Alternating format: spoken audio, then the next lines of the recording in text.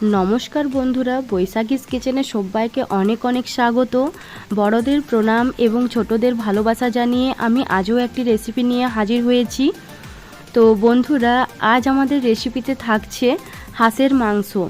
Video শুরু করার আগে প্রথমে আমি বলে রাখি, বন্ধুরা যারা এখনও পর্যন্ত আমার চ্যানেলটিকে সাবস্ক্রাইব করনি তারা প্লিজ আমার চ্যানেলটিকে সাবস্ক্রাইব করে দাও। তো ভিডিওটি শুরু করা যাক। হাঁস মাংস রান্না করার জন্য যে যে উপকরণ লাগবে তোমাদের একবার দেখিয়ে দিই। আদা, রসুন এবং কাঁচা লঙ্কার পেস্ট, হলুদ গুঁড়ো, জিরার গুঁড়ো, কাশ্মীরি রেড চিলি পাউডার, গোটা জিরে, কুচনো পেঁয়াজ, ধনে পাতা এবং সরিষার তেল। আর আদা রসুন দেখতে পাচ্ছ, ওটা অন্য সবজির জন্য। তো মা উনুনে কড়াই বসিয়ে দিয়েছে। এরপর কড়াই গরম হয়ে গেলে দিয়ে দেবে সরিষার তেল, এরপর দিয়ে দেবে গোটা জিরে ফোড়ন, তারপর দিয়ে দেবে কুচনো পেঁয়াজ। এরপর পেঁয়াজটাকে ভালো করে লাল লাল করে ভেজে নিতে হবে। তারপর দিয়ে দিতে হবে হলুদ গুঁড়ো। হলুদ গুঁড়ো দেওয়ার পর দিয়ে দিতে হবে কাশ্মীরি রেড চিলি পাউডার।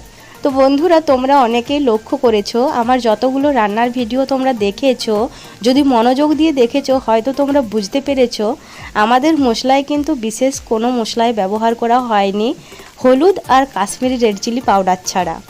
তো দেখো, এরপর দিয়ে দেওয়া হলো আদা, রসুন এবং কাঁচা লঙ্কার পেস্ট। এরপর মশলাটাকে ভালো করে কষিয়ে নিতে হবে। যতক্ষণ না পর্যন্ত তেল ছাড়ছে ততক্ষণ পর্যন্ত ভালো করে কষিয়ে নিতে হবে। বন্ধুরা, হাঁস মাংসের জন্য কিন্তু মশলাটাকে ভালো করে কষাতে হয়, তারপর মাংসটা দিয়ে বেশি কষানো চলবে না।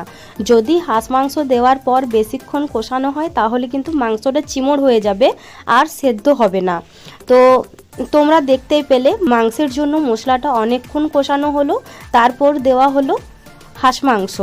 এরপর মাংসটা দেওয়ার পর মোটামুটি 5 মিনিটের মতো কষিয়ে দিয়ে দিল পরিমাণ মতো লবণ। এরপর দিয়ে দেবে পরিমাণ মতো জল। তারপর ঢাকা চাপা দিয়ে মোটামুটি 2 ঘন্টার মতো রান্না করে নিতে হবে।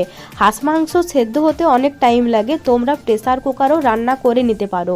আমাদের বাড়িতে প্রেসার কুকারের রান্না কেউ পছন্দ করে না, তো তোমরা দেখতে পারো, একবার কড়াই করে দেখতে পারো।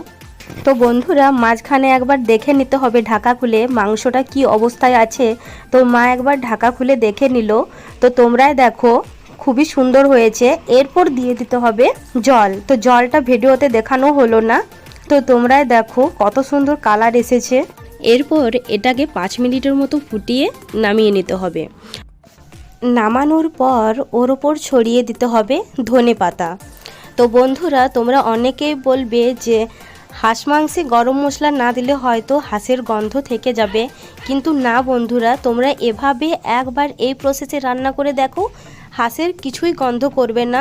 উপরন্তু হাঁসের যে আসল স্বাদ সেটা তোমরা নিতে পারবে। তো দেখো, মা তোমাদের সামনে মাংসটা একটা ছিঁড়ে দেখিয়ে দিল কীরকম সেদ্ধ হয়েছে। তোমরা বুঝতেই পারবে না এটা হাঁসের মাংস নাকি। তো দেখো, মা তোমাদের সামনে টেস্ট করে দেখিয়ে দিচ্ছে কীরকম হয়েছে। খুবই সুন্দর হয়েছে বন্ধুরা। আমার ভিডিওটি শেষ পর্যন্ত দেখার জন্য ধন্যবাদ।